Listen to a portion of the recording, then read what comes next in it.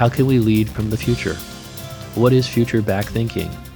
And how can it help leaders navigate the COVID-19 disruption and lead with purpose? I'll explore these questions and so much more with Mark W. Johnson, co-author with Josh Suskewwicz of Lead from the Future, How to Turn Visionary Thinking into Breakthrough Growth. So Mark, reading your book, I'd like to know, in your mind, what are visionary leaders and how are they made? Well, I think a visionary leader is one, I can tie it, Michael, even more readily with the COVID-19 crisis. In particular, I think a visionary leader is able to see past today and in the next number of years and look to a hopeful future, one that can create inspiration for an organization or a country or a society by being able to make it as clear-eyed as possible, more than a vision statement, as I think we often talk about in the corporate world. This is really a clear-eyed view of what could be the best possible future based on looking out more than just a couple of years. 5 to 10 years is what we prescribe to be able to bring that future alive.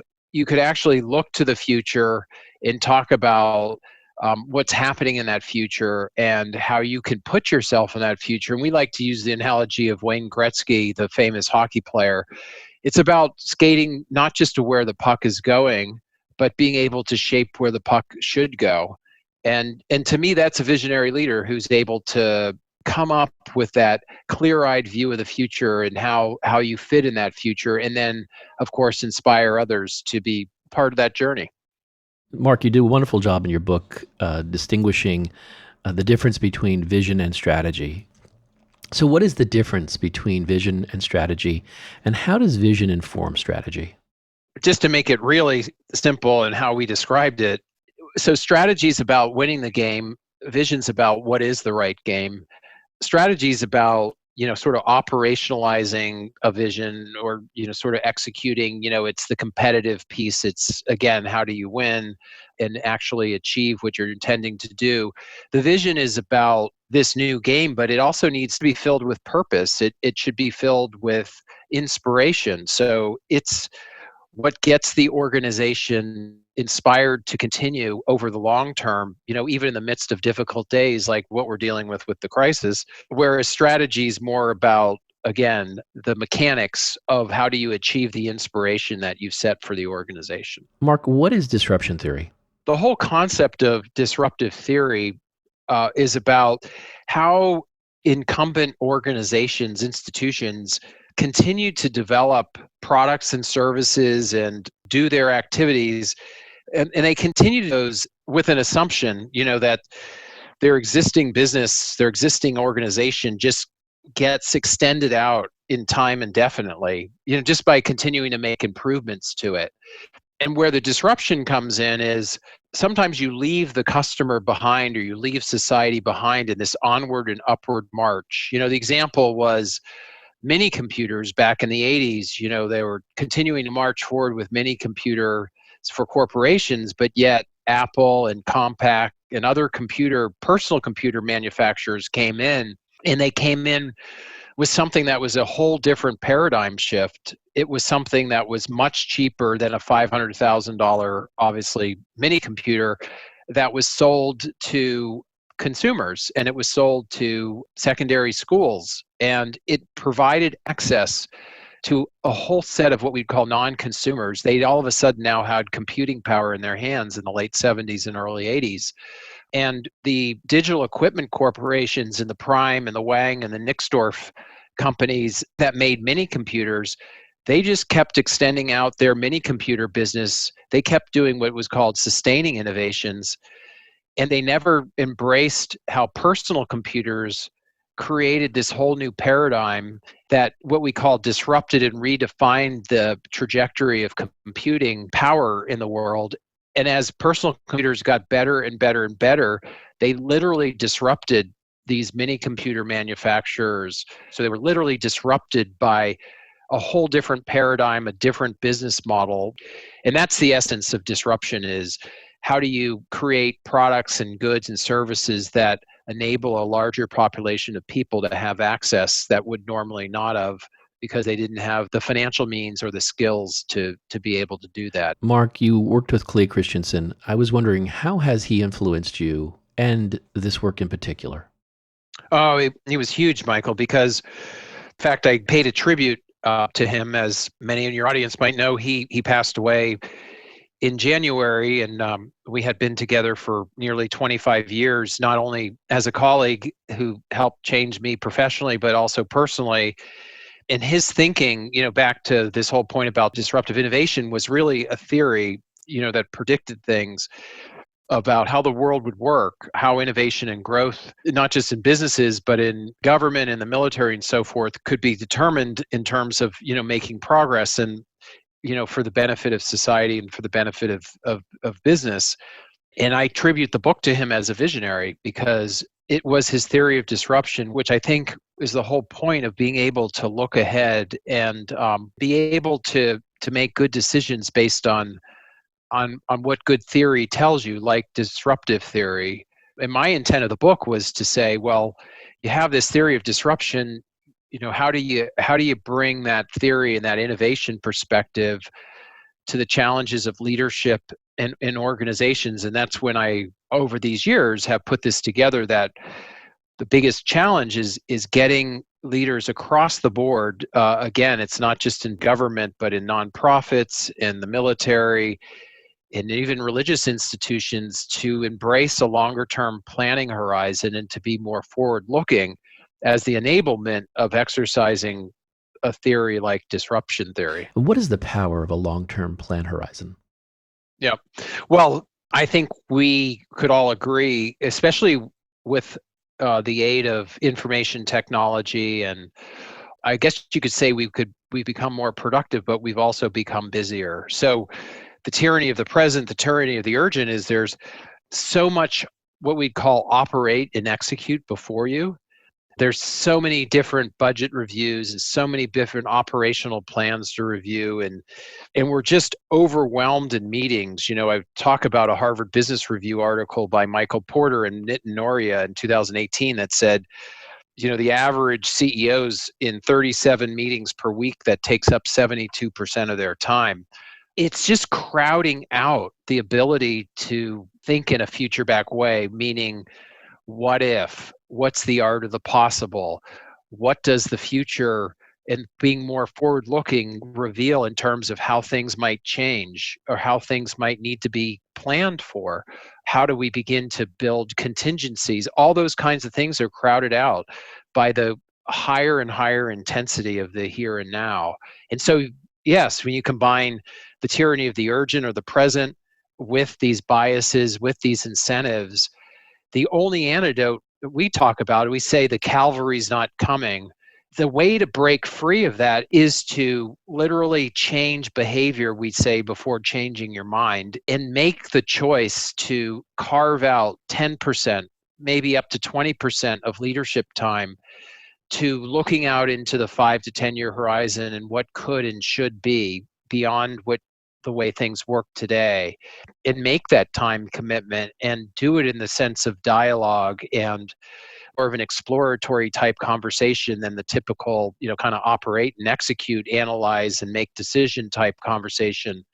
So you got to break free by carving out the time. And if you need to delegate to do it, you need to do that. But that's the critical number one, I think, choice that leaders need to make. Are they willing to plant vision and long-term planning alongside of the tyranny of the present and all the things that come at us, and bring that future again alive through embracing a way to become a practical visionary, as we've been talking about. Mark, would you tell us more about your future back process? Well, the first part of future back is the thinking part of it before the process piece. And it's being able to, in a mind's eye, make a clean break from the way things are in the past.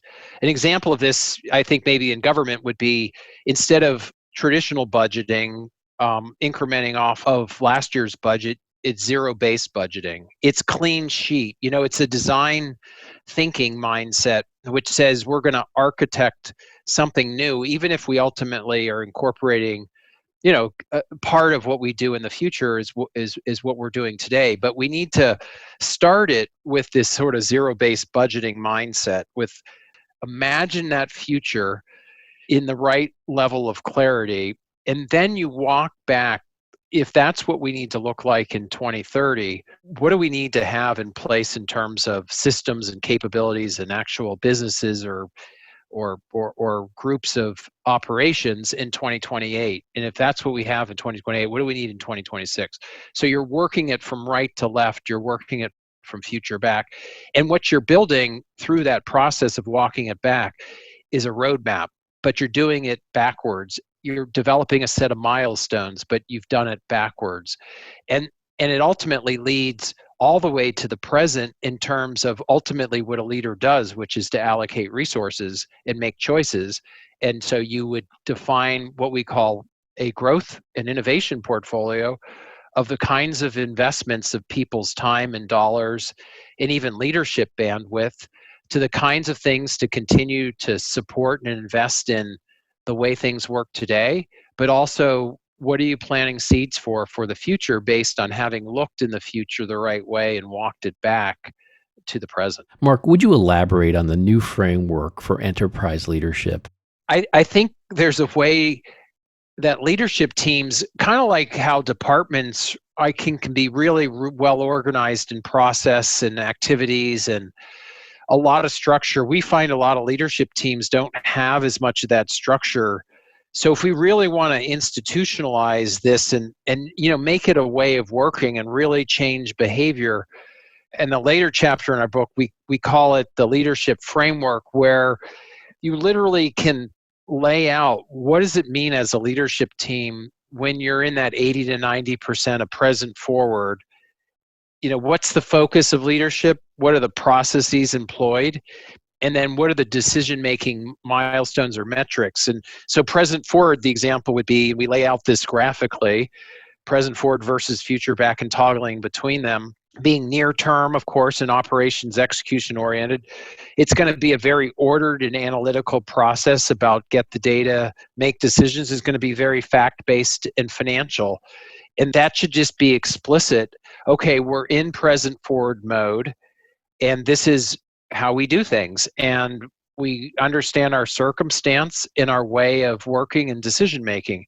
In future back, we make it explicit and we say, lay out, all of a sudden, we put a different hat on. We sit down in a round table, so to speak, because we want to make sure it's egalitarian in doing this. We're going to be long term, and we're changing our mindset from operate and execute to be more about exploration and envisioning and discovery. And so we're going to have a different thinking mode. Our processes are going to be more organic and iterative and creative. It's not going to be this sort of same regimented type. It's going to be more like an innovation team type of process. And the decision making, again, is not going to be as much on financials, but it's going to be on assumptions and learning milestones and proving or disproving assumptions as you work through initiatives.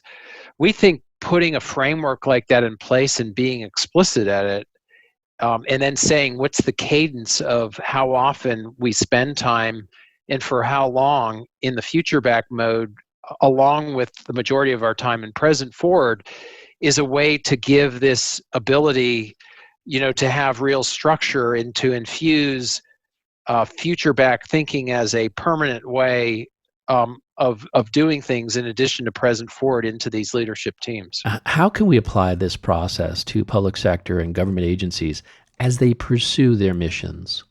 I absolutely think it can apply to government agencies, because what an agency needs to do is to be able to serve the citizens of the United States and serve local populace, and the ability to be able to look ahead and anticipate what is going to be the best way to serve its people, especially as things become different in terms of how they can be served with the enablement of what technology, digital transformation, what it can do, how societal preferences change.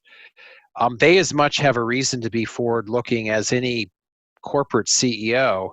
The military, absolutely, we think about, when 9/11 and asymmetric warfare really became very clear, it was hard for the military to change course.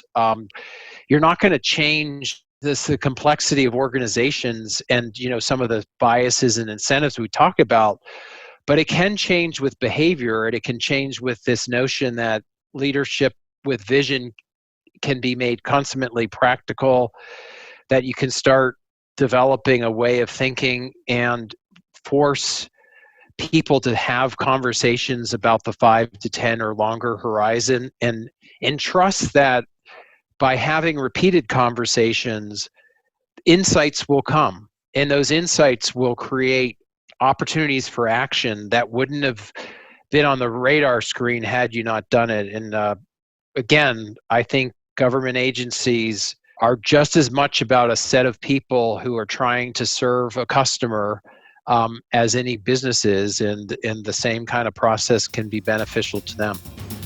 This has been the Business of Government Hour, a conversation with authors. You can subscribe, download, and listen to the entire interview at Podcast One, iTunes, or on your favorite podcast app, and always at businessofgovernment.org. For the Business of Government Hour, I'm Michael Keegan, and thanks for joining us.